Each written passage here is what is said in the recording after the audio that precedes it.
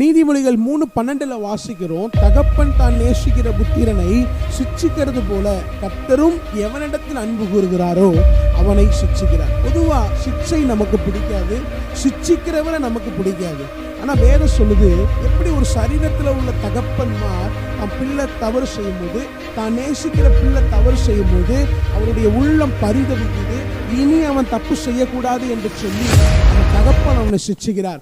அதே போல நம்முடைய பரம தகப்பன் ஆண்டவராய் இயேசு கிறிஸ்து நாம் தவறு செய்யும் போது கர்த்தர் நம்முடைய வாழ்க்கையில சிட்சைகளை அனுமதிக்கிறார்.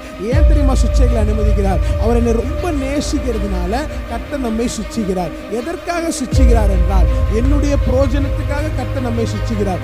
எதற்காக சிட்சிக்கிறார் என்றால், அவருடைய பரிசுத்தத்தில் நான் பங்குள்ளவனாய் மாறுவதற்காக சிட்சிக்கிறார். அப்ப சிட்சை ரொம்ப நல்லது. கர்த்தரால் சிட்சிக்கப்படும் போது சோர்ந்து போகாதிருங்கள். அவரால் சிட்சிக்கப்படும்